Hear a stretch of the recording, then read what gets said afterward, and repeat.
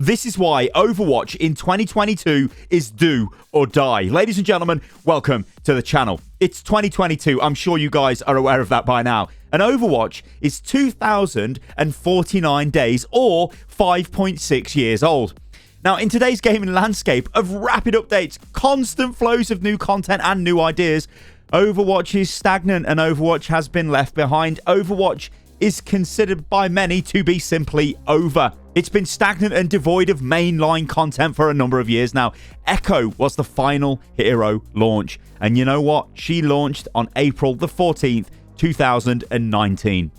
That means Overwatch has effectively endured 3 years of no major content, while simultaneously trying to tell us how great Overwatch 2 will be, while drip feeding us updates on the game's development. Yet despite this outrageous lack of content, lack of direction, and lack of implementation, Overwatch is still able to capture the attention of gamers. Hell, I mean, you're watching this video. I'm even making this video. Yet I suspect we hardly play Overwatch as intensely as we used to a few years back. But we are still interested in the game and what the game can potentially become. In what is a shocking change of direction for Blizzard's community management, they actually now talk to content creators. So content creators were given the chance, or they are even given the chance, to speak to Blizzard every single month.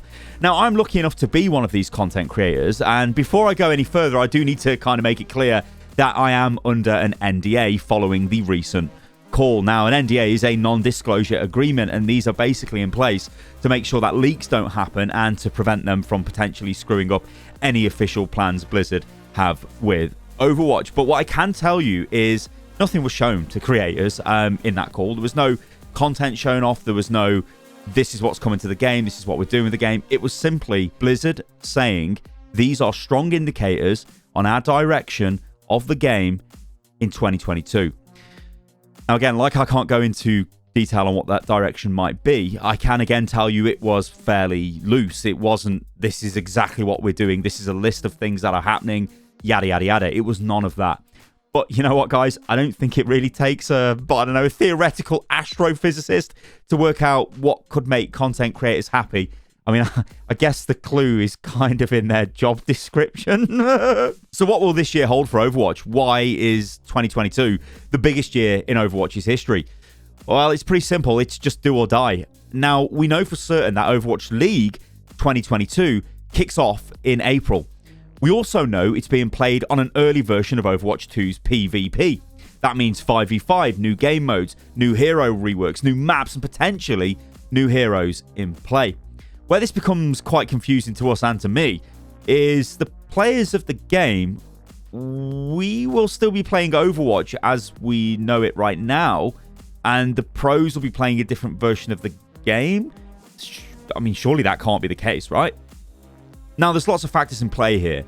Way more than, honestly, I could ever hope to understand. But I hope that whatever we're playing in April this year on the live game has parity with Overwatch League. Or why would you bother tuning in to watch an esport that you can't actually play? Maybe live is a bit of a stretch. Maybe there's potential they could do some sort of Overwatch 2 alpha or beta, or even kind of like test weekends with Overwatch League match days, and then kind of use cross promotion. So let's say Overwatch League games start and then you can play that version of Overwatch for a weekend or something. Maybe they do stuff like that. There is potential there for cross promotion. I don't blame you guys for not caring about Overwatch League. They've done a really poor job integrating OWL into Overwatch. A poor job of trying to connect with the huge Overwatch fan base. Why should you care about Overwatch League? Why should I care about Overwatch League? Why should you watch Overwatch League? Why am I even talking about Overwatch League? Well, let me show you some statistics, because honestly, I believe this gives a fairly good representation of the overall decline in the player base Overwatch has suffered as a direct result of no new content.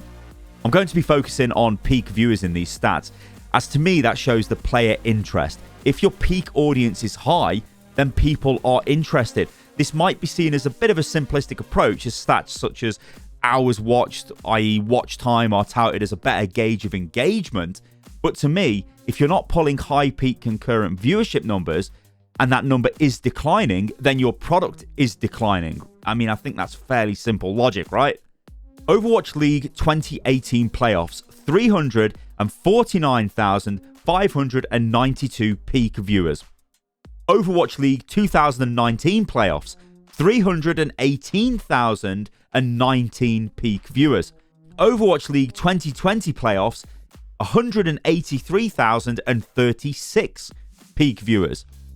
And then finally, Overwatch League 2021 playoffs, 134,320 peak viewers. Now, I don't think it takes a rocket scientist again to work out that that is a pretty heavy decline. Now, what we can see is from 2018 to 2019, it was fairly equal, fairly kind of the same. But 2020, things really started to decline for the Overwatch League in terms of its viewership. Now, you've got to remember, there was a whole host of issues with the pandemic and things like that. But really, you should have imagined that that meant more viewers, right? Because more people were locked at home. They literally had nothing to do, so they should watch your esport. At least that's what you would think. It didn't really turn out to be that way for Overwatch. It's simply because the game was losing interest. The game was losing traction.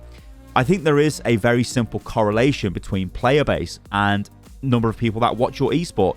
If you've got 100 million players, then maybe you get a certain number of people that will watch the esport. If that 100 million players then drops down to 50, drops down to 20, drops down to 10, drops down to 5, drops down to a million, well, obviously you're going to suffer because there's not that many people left interested in the actual game. So then, by extension, why would they be interested in the esport? That's why I believe this is a really good measure of just the popularity of Overwatch. Of course, you could do all kinds of different things. You could look at the popularity of Overwatch on Twitch. You could look at the popularity of Overwatch on YouTube and all that kind of thing and sort of get a good picture yourself of the way the game has declined. So for fun, let's compare some of these figures to, let's say, 2021 League of Legends Worlds. Well, that peaked at 4 million. Let's just say 4 million. It peaked at over 4 million viewers. And Overwatch only ever reached 349,000 viewers at its absolute peak. So there is a huge gap there. What about the CSGO PGL Major from Stockholm in 2021?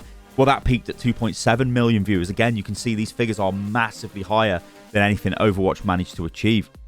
And I think that gives an idea of just how far behind Overwatch League really is with its competition, and it needs to make changes. And I think the game will have to make changes to enable Overwatch League to grow, because Overwatch League will only ultimately grow if the base game grows and if the base game can keep interest in its players.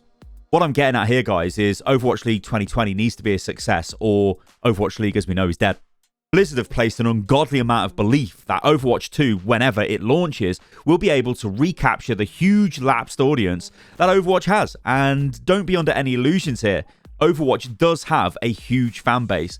The issue is, can Blizzard produce enough content and re-inject enough life into the game to bring these players back? I fully expect we'll see a barrage of marketing for Overwatch 2. New heroes, new animated shorts, and massive marketing assault. And I'm sure people will come back to check out the game. The big question is Blizzard capable of keeping these players engaged long term? Is it enough for players to come back for a few weeks and then move on? I'd hope Blizzard have a robust content output plan, a modern content output plan, a plan that enables them to keep us engaged. All their eggs are very much in the one basket. It's an Overwatch Hail Mary. That's exactly what this is. They need Overwatch 2 to make a splash.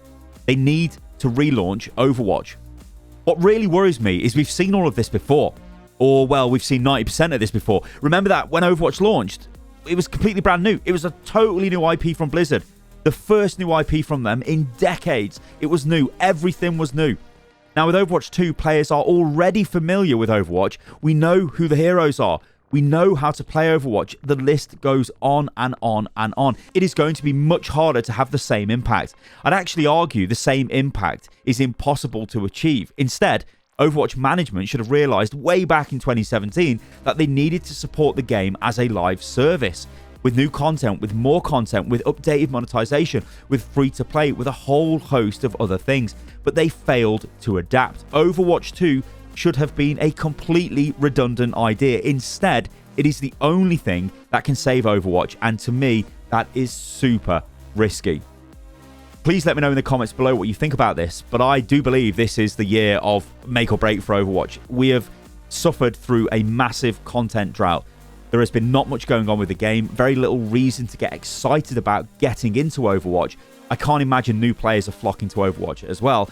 The game needs content, it needs updates, it needs new stuff. If they fail to deliver this year, then I think Overwatch will find it very difficult to keep itself going for the next couple of years because interest will start to drop off. But like I said, guys, let me know what you think about all of this in the comments below. I've been Stylosa. You can follow me on everything, which is at Stylosa on Twitter, on Instagram, on TikTok. I'm at StylosaUL because somebody stole Stylosa.